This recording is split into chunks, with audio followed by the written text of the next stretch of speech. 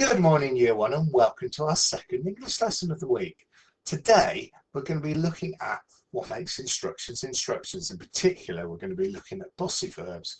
But before we do that, we've got a grammar lesson. So get your whiteboards and whiteboard pens ready, and when you're ready, start the video again. Okay, so today, we're again looking at simple sentences. You're going to be again writing a simple sentence or several sentences. But today I'm going to give you a different stimulus to look at, something that we've already started working on yesterday.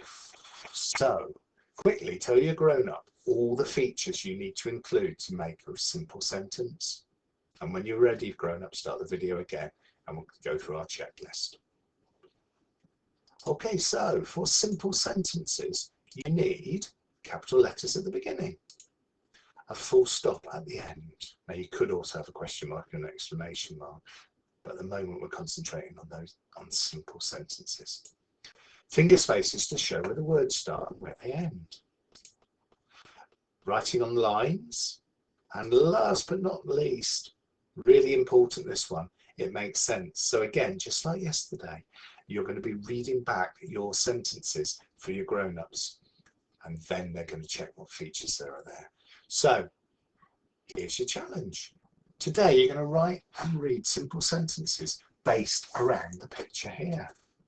You're going to describe this plant, very similar to the one you drew yesterday, or you had your grown-up drew. And here's your success criteria. Here are the things you need to remember: your full stops, your capital letters, your finger spaces, and writing on the line. And also, obviously, you need to make sure that the sentence makes sense. So, over to you. And when you've done that, we'll be moving into the main part of our lesson. Okay, Year 1, so your challenge today to start off with is to tell your grown-up what you think instructions are. And if you're not sure about that, maybe grown-ups, you could talk about where they might see instructions written down. Okay, so over to you. And when you're ready, we will go back and we'll have a look at an example of a number of instructions. Okay, well done, Year 1. I bet you were able to explain exactly what instructions do. For those of you who weren't quite sure, here are some examples. Here's the first instruction. Grown-ups, you'll recognise this kind of thing. It's designed to help you make something.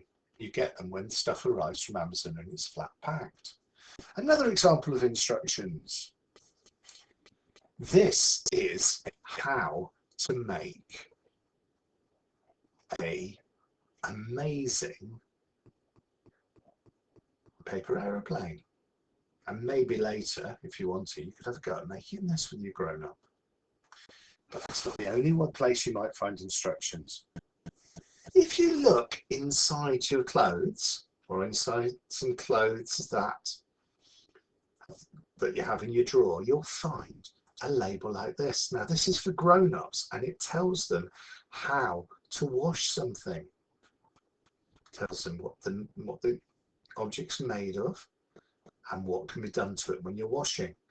And then there are a series of symbols here that summarize what has been written there. And here's your fourth set of instructions. I bet you've seen these before. If you buy Lego or something else, it's a model making kit. There will be a series of instructions, usually as pictures, that tell you how to make something. Now, on this, there are also numbers. And you may want to tell your grown-up what you think the numbers do. Brilliant, they help you know what order to read it in. So, quick question. Do you think this is the start of the instructions or part way through? Brilliant, Year 1, that's right, it's part way through because the numbers start at 8, 9, 10, 11, and then this little insert shows you how to make the propeller.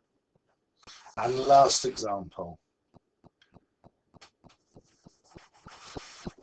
These look quite complicated, but actually are pretty simple. This is how you can make food. It's called a recipe, and it's probably the instructions that are used the most at the moment.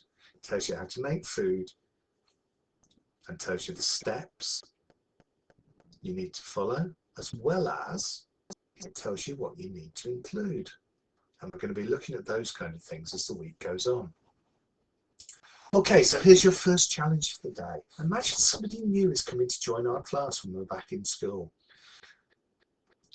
Have a go at writing down or getting your grown-up to write down what instructions they might need in order to start the day. And remember, what we do at the start of every day is handwriting. Okay, over to you.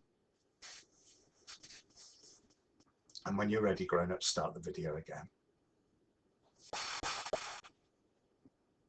Well, I wonder how well you did. I bet you did brilliant, but it could have been a bit tricky because we haven't been in school for a little while. But here's what our instructions look like, or at least what they looked like last year. How to come into school in the morning. Number 1, when the whistle goes, line up. 2, hang stuff on your peg. 3, go to the toilet if you need to. And recently we've also been washing our hands thoroughly when we've done that. After that, 4, put your book bag in the box. 5, get a handwriting sheet from the carpet. And 6, finally sit down on your desk to start your handwriting. Now, some of you may have remembered that we also put our book on the table. And if you did that, well done, because that's something that we missed. Okay, so that's an example of instructions. And amongst that are what we call bossy words, bossy verbs. So I'm going to quickly have a look at what they look like. But before we do that, here's a challenge. You often find bossy verbs, and they're called imperatives, on signs that give instructions. What bossy verbs might you have in our classroom? Have a think about the word that tells you what to do in this picture, and in this picture.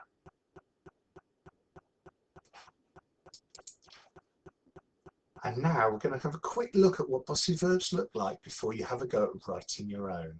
Okay, so I'm going to do the first one, and then you can have a go at identifying with your grown-up any bossy verbs you think you can see.